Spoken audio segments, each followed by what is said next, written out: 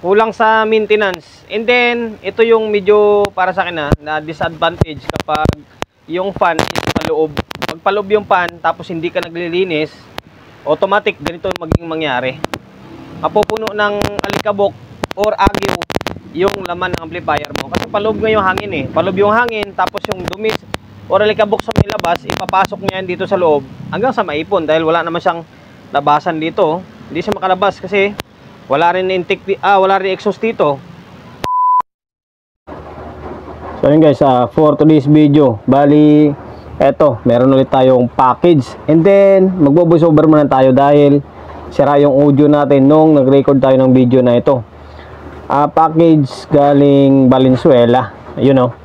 Unang-una sa lahat, maraming salamat sa owner nito na nagpadala ulit ng gamit ulit kasi nakarami na siya ng pinaggawa sa atin. Yan, from Valenzuela. Shoutout, and then maraming salamat sa inyo, sir. Laman nito ay siyempre, diretso na natin. Voice over na nga ito eh.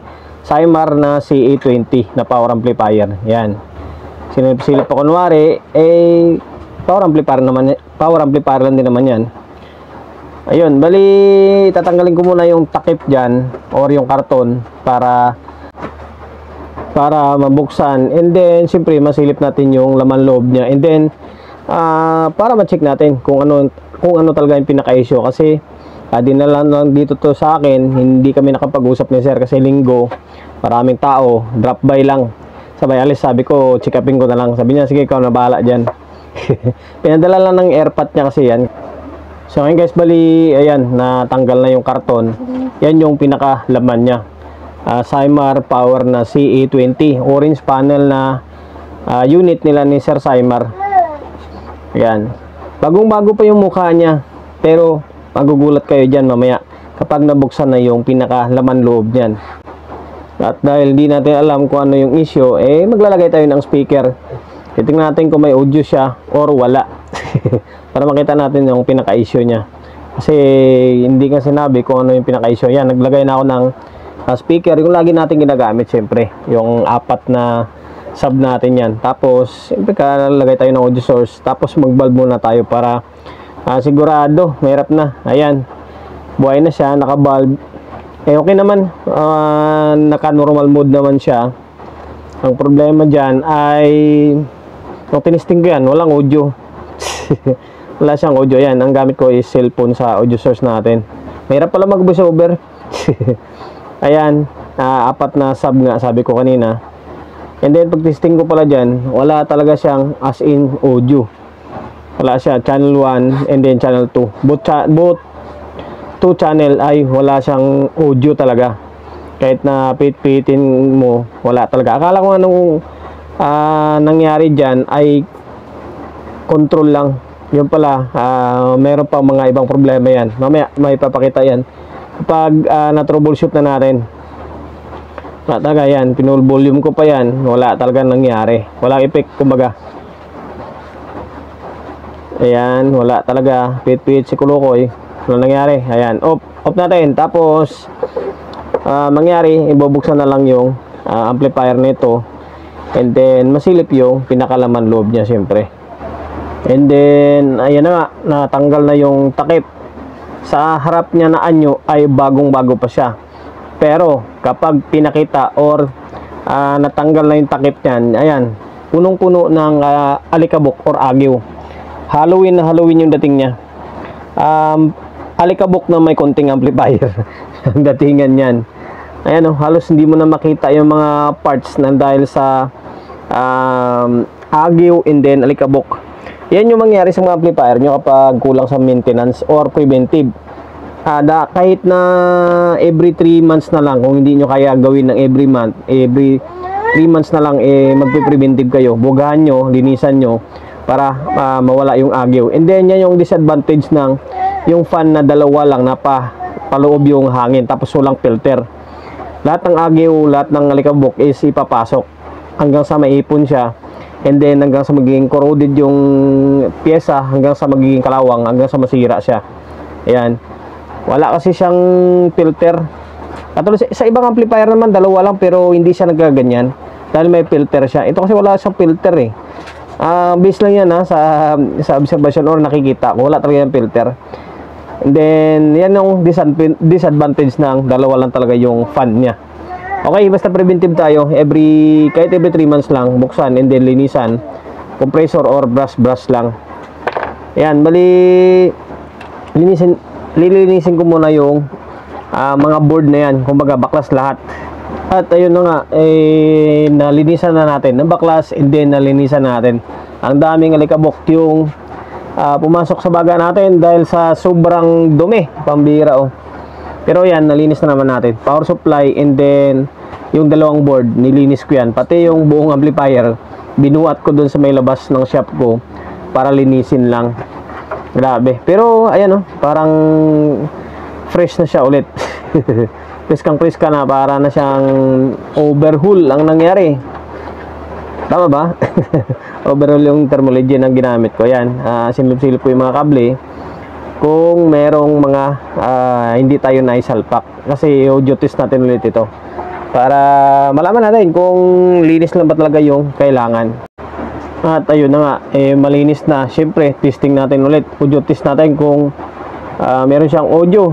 Ayan, naka-plug in na yan, may bulb na, nakagamit pa rin tayo ng bulb para safety kung sakali. And then magsukat tayo ng biasing dyan para malaman natin kung may bias, normal yung bias or hindi, kung bakit wala siyang audio.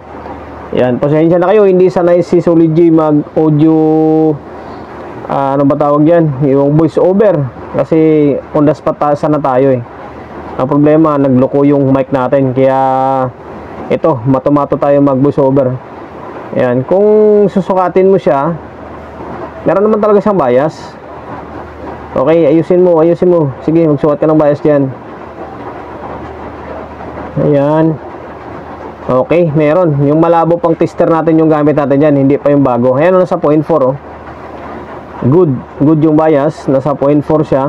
Hop, dandan. Okay, ayan oh, nasa 0.4 talaga siya. Malabo nga talaga. Pati ako nalalabuan ng tester ko. Ayan. Pag pinipit-pit mo siya, parang may nag-i-spot-spot na ilaw, pero wala talaga siyang audio.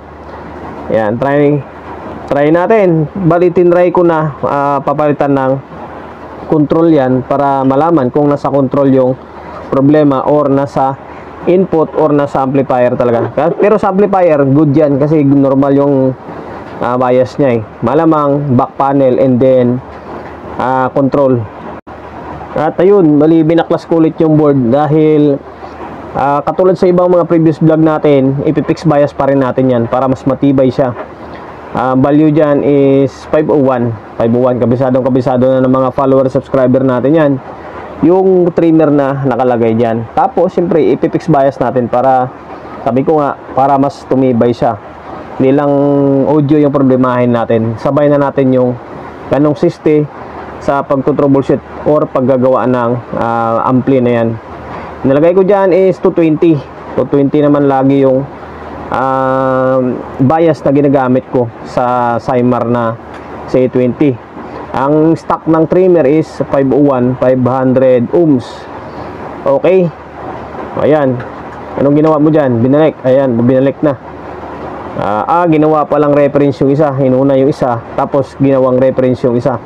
Okay, yan, 220. And then yung bias na masusukat natin dyan ay halos na sa 0.30. Halos na sa 0.30 yung bias niya. Then check natin yung kabila sa stock niya, yung hindi pa natin na-fix. Ayun, halos pantay lang. Nasa 0.4 yung stock niya. Pero okay lang, bali ibababa natin ng konti ng katulad sa may kabila lang para hindi siya ganun ka init. Ano, so cut natin ulit, nasa 0.3 yan eh, halos nasa 0.4 din. Then yan lang din laging ginagamit ko na mga yan, biasing para sa may C20 ng Cymar. So ngayon, bali tapos na tayo mag fix bias. Ito, pagdiskatahan na naman natin yung volume control kasi nga wala siyang audio. Bali binaklas and then pinalitan ko na yan. Bagong control lang nilagay natin dyan. Yung value na nakalagay dyan is 10K. Sa mga power amp, kadalasan 10K. 10K yung value na nakalagay na volume control mono. Ayan, para kondisyon nga na masasabi. Na hindi mo lang chinek kung buo or sira, basta pinalitan na lang. Ganyan si Solid J. Okay, tapos siyempre pagkatapos palitan yan, audio test ulit. Ayun, para mabilis na yung video natin. Total voice over lang din naman ito. Ayan, may nakakabit na speaker na yan. 4 pa rin, di pa rin natin natanggal yan. Yung audio source, doon pa rin, nakakabit pa rin. Okay, play natin. Tingnan natin kung ano mangyari. Nagpalit na tayo ng control. Okay, walang effect. Walang epekto. Sige, pihit boy, walang epekto. Ayan, wali. Kahit na nagpalitan ng control ako dyan, walang nangyari. Pero mas okay kasi, kumbaga mas pabor sa mayari dahil nagiging bago yung control niya. Ayan, tapos kinapakapa ko yung back panel dyan. Meron siyang audio. Yan o, umiilaw-ilaw siya. Kapag kinakapa mo siya. Ayan, pag kinakapa mo, meron siyang audio. Ang problema dyan, kung bakit wala siyang audio, yung supply ng input buffer natin, yung 7815 and then 7915, yung problema dyan, o ang problema dyan, wala siyang supply or wala pumasok na supply dun sa may input buffer. Ngayon, ang gagawin ko dyan ay tatanggalin ko yung power supply and then yung back panel para ma-check natin. And then may pakita ko sa inyo na ganun nga yung sira niya. At ayun na nga, binaklas ko na yung power supply. And then yung back panel dyan is binumba ko ng contact cleaner yung mga switch para luminis, matanggal yung mga corrosion. And then siyempre linis na rin kasi dami na rin ang alikabok.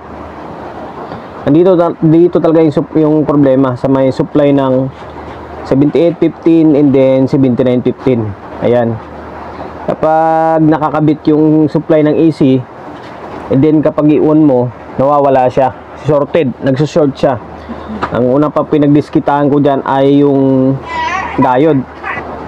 Ayun, para di nyo nasasabihin na marami tayong dakdak. Basta, pinalitan na lang natin yung dalawang regulator dyan, 7815 and then 7915. O yan, nagkaroon na siya ng supply sa may AC. Kasi tinanggal natin yung regulator. Pinaklas ko yung diode dyan, buo. And then yung regulator talaga yung may sira. Yan lang yung pinalitan ko dyan para maging normal yung supply ng input buffer natin na 7815 and then 7915. Kapag nakakabit siya is nagsusorted yung AC. At ayun na nga, naibalik na natin yung power supply. And then ayan yung regulator na kinabit natin, bagong bago yan. Okay, naibalik na rin natin yung back panel. And then naka-inject na siyempre yung supply dyan. And then goods na yung supply dyan. Hindi ko lang pinakita kasi pinutol ko na kasi haba lang yung video natin. Basta sinasabi ko lang sa inyo, sira yung regulator. Ayan, on natin. Tapos yun, excited siya. Hindi pala naka-on yung bulb nya. Okay, ayan. Tignan natin kung magkaroon na siya ng audio. Siyempre may audio na yan dyan. Voice over lang ito eh. Yan, select natin sa may bridge. Ayan, meron na siya. Umiilaw yung bridge. Diyan mo malaman kung may supply or wala yung input buffer mo. Kapag sinelect mo siya ng bridge, dapat ilaw yan. Pag hindi umilaw yan, ibig sabihin walang supply na pumasok sa may input buffer mo. Ayan, okay. Sana nakapagbigay idea ako. Ayan. Nope, sigurado maglalagay ulit ng speaker yan. At ayan na nga sinasabi ko, naglagay na nga siya ng speaker. Ayan. Okay. Yung speaker na ginagamit natin lagi, 4, dalawang nasa gitna, dalawa sa may baba. Ayan, tinuturo pa niya. And then yung audio source natin siyempre laptop na. Ayan, umandar na yung laptop. Okay, pindutin ulit yung bulb. Ayan, naka-on na pala. Siyempre switch on. Tapos obserbahan natin, meron na yan audio. Meron na yung audio yan. Siyempre, tingnan nyo, magic nga eh. Ayan, naka-normal mode siya. Yung laptop is umaandar. Kanina, walang audio yan kasi nga walang supply yung input buffer. Ngayon, meron na yan. Ayan, humilaw na yung signal indicator. Hindi ko ma-play yung music kasi sinubukan kong i-play yung music na may volume sa record natin. Hindi talaga kaya. Sobrang ingay. Sasakit yung tainga nyo or mabibisit kayo kapag kumakalaskas yung speaker natin. Pasensya na talaga, kaya ito voice over na lang talaga. Nakikita nyo naman sa indicator meron namang umilaw yung signal indicator nya. Ibig sabihin okay na siya, meron na siyang audio or may pong lumalabas na natunog sa may speaker natin. Aux na yan. Pasensya na talaga, sira yung mic natin dalawang channel yan. Nakita nyo naman, umilaw yung signal indicator na kulay green, dalawang channel. Ibig sabihin, meron na yung audio. Ayan, success na yung operasyon natin. Nag-fix bias tayo, nagpalit pa tayo ng control, bagong-bago yung control ni sir, tapos naka-fix bias na. Then siyempre, yung huling cause nga, yung sira yung regulator na 7812 and then 7912 or 15 pala, 15, sorry. Hindi ko na-check yun kung alin yung may sira parang 15 yata or basta, pinalitan ko na lang yung dalawa. Bali, okay na. Ayun, sir from Valenzuela. Bali, okay na yung C820 mo na Cymar Power. Pasensya na, naging voice over yung nagiging kalabasan niya. Maraming salamat sa pagkakatiwala mo ng unit mo rito sa akin. And then, siyempre, promotion. Bago tayo magtapos, na shop natin, always on Daguna 24/7. Sa mga gustong magpaparepair, along sa Uyo, Quezon City, number 61, Don Julio, Gregorio Street, sa Uyo Road, sa Uyo, Quezon City. Social media pages natin, so hindi pa nakapag-follow, paki-follow, and then siyempre paki-share na mga video natin sa my Facebook, YouTube channel. So hindi pa nakapag-subscribe, pag-subscribe, like, share, and then siyempre paki-hit ng bell button sa gilid para updated ka sa mga susunod na video na i-upload ko. Ingat, God bless, and then